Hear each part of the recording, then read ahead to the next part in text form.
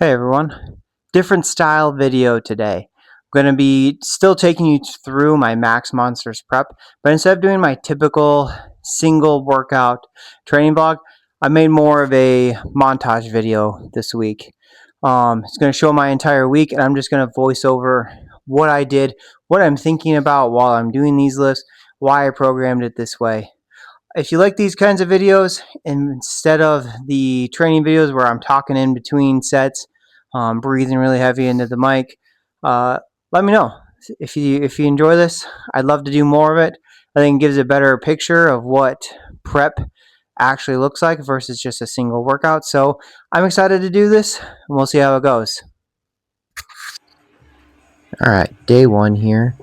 Warming up with just some hang snatches or snatch pulls as I warm up for my log dynamic effort presses. Just pairing these, supersetting them super fast in between sets, probably doing it, 30 to 60 seconds at most, rocking immediately over to the log. It's just to get me moving quickly, get everything firing, and yeah, get it all moving before I move into what this is. This is my 8 sets of 3 dynamic effort press, focusing on a push press. Even though I typically do either a power jerk or a split jerk once I get into competition, I like to keep this as far out as I am right now.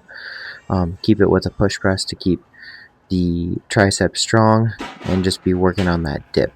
So right here, dipping, trying to move as fast as we can. This is 220 on the bar, and now we're moving up to 240. This is what I would call my rep work.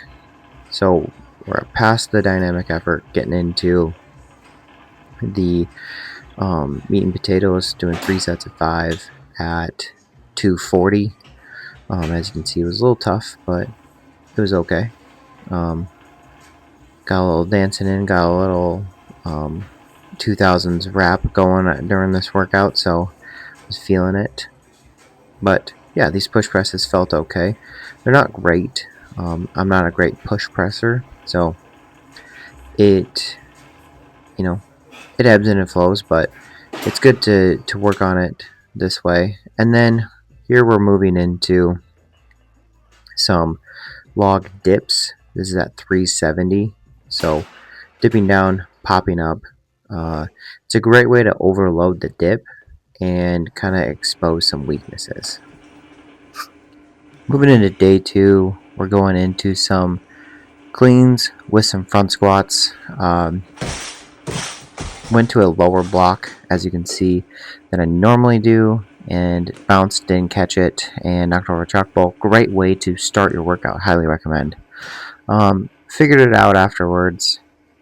I kept it pretty low key. I was working on trying to drop into a full front squat. With my adductor injury that I've got going on, kept it really light. Just working on this is just to help me get moving. Nothing serious. I've been alternating between those and my band assisted squats, so just keeping it easy on that. Get myself warmed up for these pin good mornings. This week I'm doing camber bar. I alternate back and forth in between the SSB and the camber bar.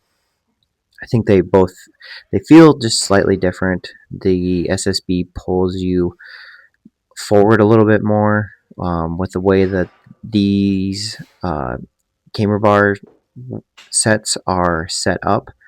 If you kind of feel it a little bit more in your lower back versus up at the top of your neck, and so just getting a different feel, but still doing the same pin height for it. And what I'm looking for with that pin height is setting myself up to be at about the same height as I would be doing if you were imagining me doing like a block pull. If my arms were down at my sides and I was pulling up on a bar doing a deadlift, it would probably be somewhere in a 13 to 15 inch range block pull, and that's kind of what I'm looking for. Way to work the low back but not be super stressful as I'm this far out into prep. Just just moving. Moving into day 3, this is my max effort upper body workout. Always start with some kind of snatch variation, like I typically do on my dynamic effort days as well. But on this day, I like to focus on actually going overhead, as it just kind of primes the shoulders a little bit more. That jarring motion of the split jerk, I like to warm it up with some snatches, get the shoulder socket moving and grooving. On these ones, not going super heavy. I'm focusing more so on getting into a lower position, kind of like I was talking about the power clean on my day 2.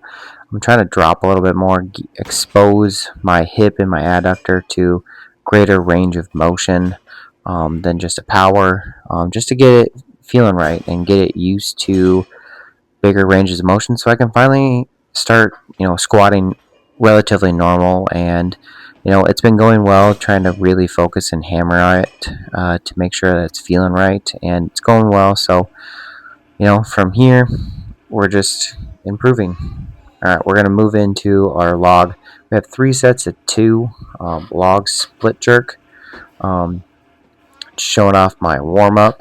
Try to be really intentional with it, really aggressive with it as you're going through it. As every warm up should be, but at the same time, kind of feeling out those positions, get myself used to that split jerk. It's always a little bit rough when you transition from doing a lot of power jerking to into split.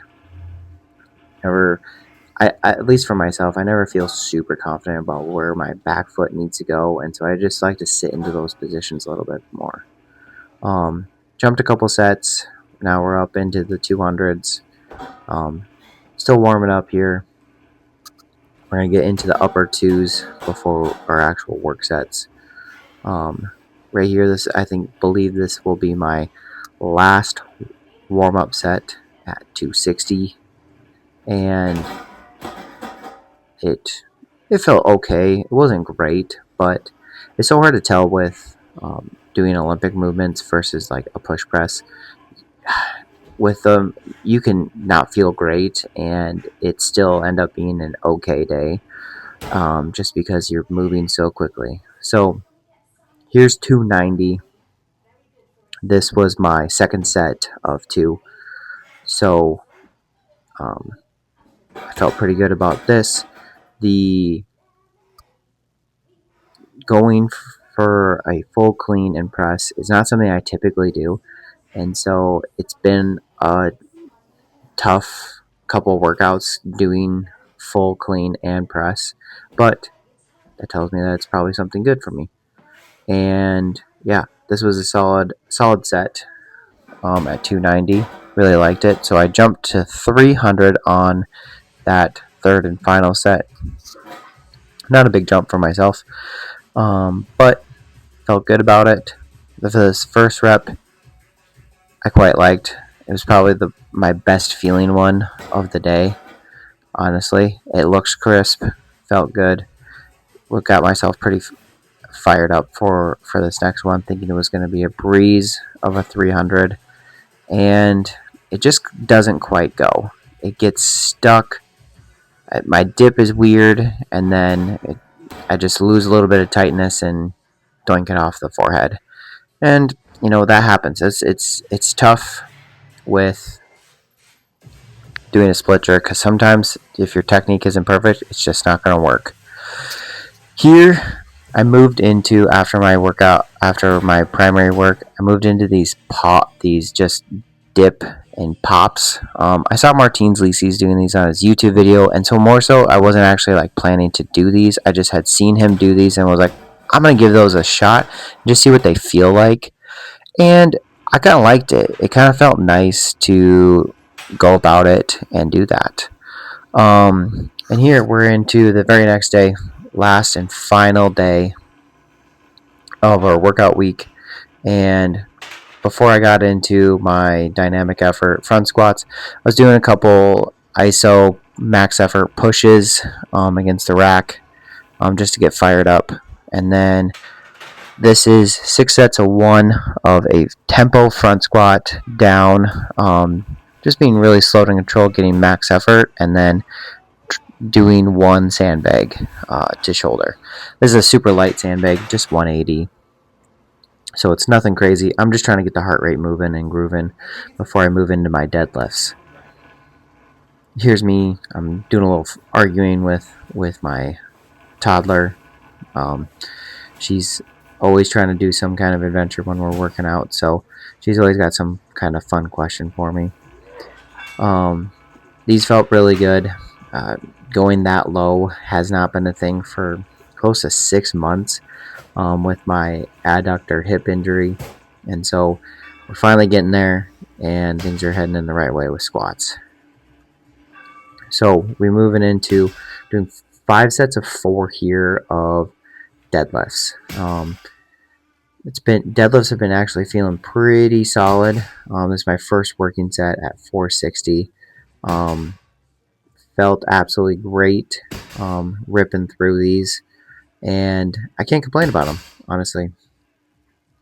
Deadlift has been something that I've been really hating for a long time. I just feel like I just haven't been in the groove over the last couple of years. I don't know if it's just as I've gotten older, lower back just doesn't feel it like it used to when I was in my early 20s. But overall, it's still been going all right. After that, I did some block pulls, super light ones, just trying to get a little extra work. I should have probably gone a little bit heavier, but I had decided I was going to do some sandbag to shoulder after this, and so that I was going to try and go pretty heavy with, and so I decided to keep block pulls, strategically pull those a little bit lighter, just focus on being really aggressive with the lockout instead of trying to make it as much of a really strong stimulus. And so after that, I went into these sandbag shoulders, picked up my 250, that was no problem, and now I'm here with the 300, and it was okay. I quite ugly. Kind of like the Jaguars loss right that back there behind me on the TV. Sorry, Jeff. But it was okay. The reason I went after this is because I've been this 365 bag that I have. It's just been it makes fun of me, and I really wanted to give it another shot. And I was really impressed with how well you can tell my deadlift training's been going good because of how easy I was able to pick this sandbag, but I just can't quite find the right spot for it. And that's a workout for the week. If you like this kind of video, let me know. If you'd rather see just a live training vlog of me sweating and complaining in between sets, let me know that too. Uh, I thought this week went good. I'm a week behind. Technically, I just finished up week 3 with my Max Monster prep. So this video is about a week behind. Hopefully, I'll get back on track this next week so that they're coming out a little bit closer to when the actual training happened. But overall, solid week 2, ready to get after it in the following week. As always, make sure you're liking and subscribing, and we'll see you next time.